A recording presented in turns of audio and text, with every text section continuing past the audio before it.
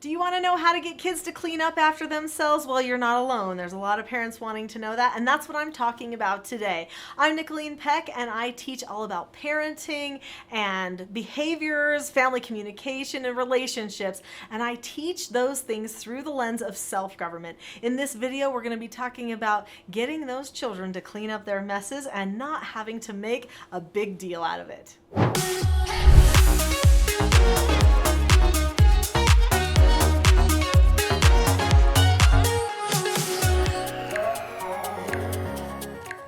In this video, we're going to be talking about why sometimes people do not clean up after themselves, and we're going to be talking about some of the skills that you can use to help your children master cleaning up after themselves so it's not a problem anymore. Why do some people not clean up after themselves? Sometimes it doesn't make sense because the parents are neat and clean people, but then their child is not, and they scratch their heads and wonder why. Well, there are some people that are more conscientious than others. Sometimes it does have to do with their development. So whoever has been working with them on a regular basis, maybe it's a child care provider, or maybe it actually is even the parent who's setting the example of some messiness. Those things can make a difference in the nurture of the child. So you've heard the statement that sometimes a person is the way they are because of nature, and sometimes it's because of nurture. Well, both of those things could be a factor for why a person does not clean up their messes. You know, if we're really honest, sometimes we can look at ourselves and say, you know, life sometimes gets so busy, I didn't get the dishes done for 2 days. So how come I'm wanting them to clean up all the time?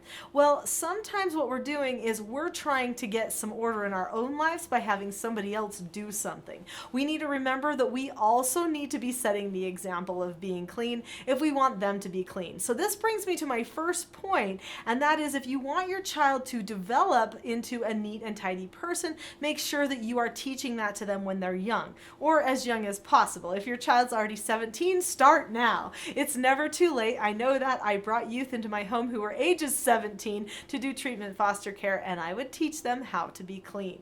In fact, the world saw me teach 17-year-olds how to clean and do chores when I was featured in a BBC reality TV show called The World's Strictest Parents back in 2009. So it's absolutely possible to teach them when they're older, but it's way better if you start younger because then they develop a taste for neatness and cleanliness. And if they develop a taste for it, then they'll have it for the rest of their lives. So how do you help a small child develop the taste for it? Well, I remember when my children were tiny in their high chair and they were eating their food and getting all messy, I would regularly come over and say, oh, our hands are dirty, let's clean our hands, right?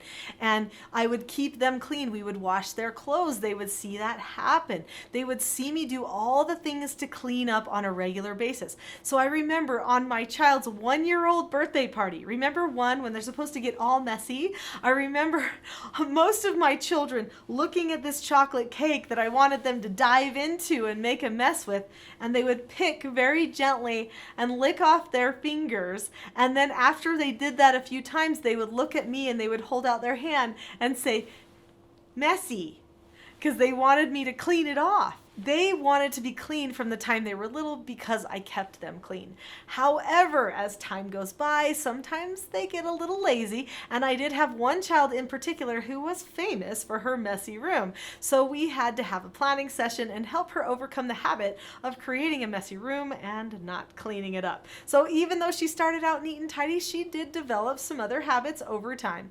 So even though we try our best, sometimes there's just some nature in a person or some habits that develop that can create a problem. So let's talk about what to do about that. Before I talk about the skills that you need to help your children put things away, clean things up, and be a little bit more neat and tidy, click that subscribe button, and don't forget to also click the notification bell. That notification bell will make it so that whenever I come up with a new video that might be useful to you, you will be informed about it. One of the best skills you can teach your children to help them learn to put things away is the skill following instructions. So in the Teaching Self-Government Parenting course, I teach 4 basic skills. They are following instructions, accepting no answers, accepting consequences, and disagreeing appropriately. If a person learns the skill set to these 4 basic skills, that takes care of 99% of their behavioral problems. Now, they don't just need those 4 basic skills. In the course, we also teach the parenting skills as well as problem-solving skills, other things that they're going to need. But those 4 basic skills lay the foundation. And when we're talking about doing a job like cleaning up and putting things away, well, that skill, following instructions, is the best one for the job. So if you want your child to clean up after themselves, then before they start some sort of play or they get things out, do a pre-teach. A pre-teach is one of those parent skills. And you say to the child, all right, so we're going to have some play time. Maybe they're going to do some Play-Doh or something else. I don't know what you have planned. Or maybe your child's older and they're just going to sit down with some friends and eat some popcorn and watch a movie. You pre-teach and you say, okay, so right now you guys are going to be watching a movie and there's going to be popcorn and snacks and stuff. So I'm giving you an instruction right now that you need to pick up all the popcorn and throw it away after you're done, fold the blankets and put them where they go so that the room looks just like it does now after you're done with your friends.